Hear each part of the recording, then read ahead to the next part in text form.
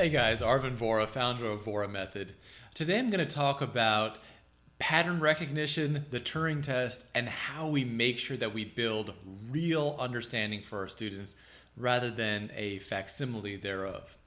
First, I want to briefly talk about what the Turing test is. The Turing test is a test for artificial intelligence, and here's how it works.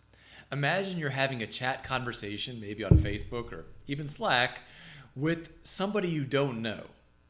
If you can't tell whether or not you're talking to a person or to a computer, and it actually is a computer, then that computer program is said to have passed the Turing test. In other words, it can convince you, it has successfully convinced you that it is an intelligent human.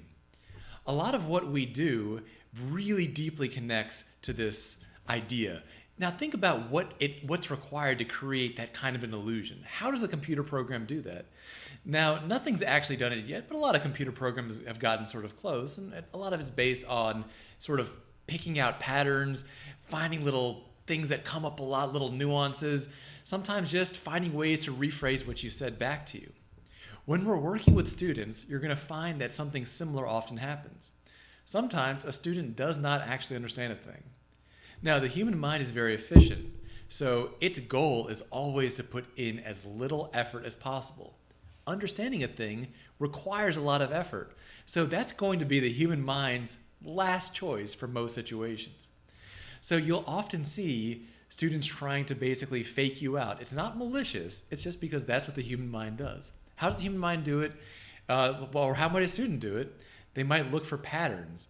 In other words, they might not really understand what a direct object is. They might just say, oh, it's a thing at the end of the sentence.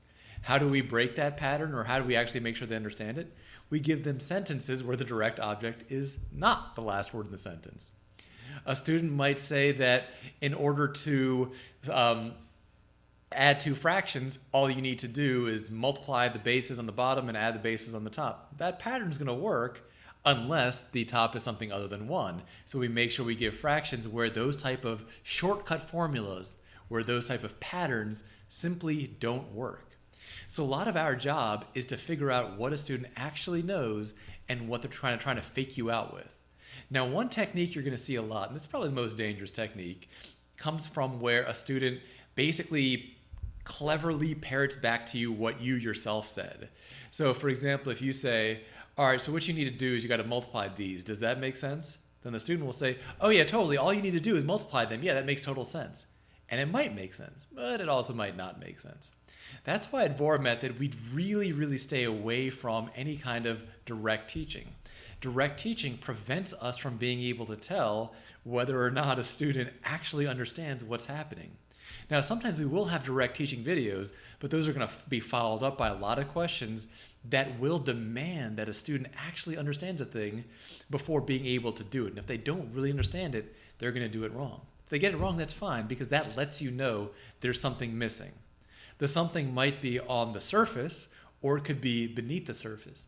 And by asking a series of questions about more and more fundamental issues, you're going to be able to find out where the actual problem is. A simple example. Suppose you're teaching a student derivatives. If a student says they're having difficulty with derivatives, I guarantee you one thing, they're not having difficulty with derivatives. They might be having difficulty with factoring, maybe exponents, maybe something else. Whatever it is, it's not derivatives. You know why? Because there's nothing in derivative that you could have a difficulty with. The ideas are simple enough, but they demand that you have these underlying skills. And what we're looking for is those underlying skills.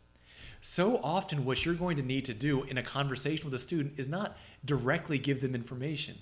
Instead, imagine you're playing this Turing test game against a computer program, and you're trying to find out, what does this program, is this a real program, is this program a person, or is this just a pattern, a recognizing computer program? The way you might do that is, if it's reading, ask them questions that are maybe not exactly about the question being asked. It might say, well, do you know what this thing is? If the question is about, say, I don't know, gasoline emissions, ask them, what are gasoline emissions? Even if that's not the immediate thing being asked about, if you ask them these questions about what the nouns and verbs in the sentences, what they actually mean, you're going to be able to pretty quickly discover which students actually understand a thing and which students actually are missing some underlying skills. And of course, if a student is missing an underlying bit of understanding or a bit of concept or whatever it is, then our next job is to teach them. But even there, we're not going to teach them directly. Why? Because it might not be that underlying skill. It might be the thing below that. A student who's struggling with derivatives, maybe they're struggling with factoring. Maybe we test factoring and it looks like that we found the problem. But you know what? It might not be there. It might be in combining like terms. It might be in something below that. They might not actually know what a variable is.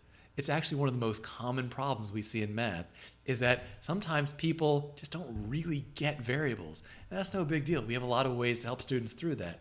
But we're not going to know to do that unless we actually explore. That's why you're going to primarily be trying to figure out what students don't know, as if you're trying to figure out if a computer program is real or not so much teaching directly. I want to close with the following example of something that is being used currently by telemarketing companies. Instead of having people who are often from other countries try to discuss things with their American consumers, they instead have the people there push buttons. Essentially, the responses are pre-recorded by somebody with a perfectly neutral Nebraskan American accent. And when a person says something, the telemarketer just pushes a button. It's actually helped them a lot reduce things like turnover, etc. Now, what some people do if they want to figure out if they're talking to a telemarketer or to a real person, if they're talking to a computer that a person's just pushing the buttons of, or to a real person, they'll just ask a question that's totally off topic. Something like, what is apple juice made out of? Of course, any person would know it's made out of apples, but somebody who's trying to sell, a new cell phone thing wouldn't think of that as being a likely pre-programmed response. Your job is to figure out what students know and get as deep as you need to go so that we can figure out where to start building that process. It might be a lot deeper than you expect, and the only way to find that out is through asking the right questions and asking more detailed questions as they go.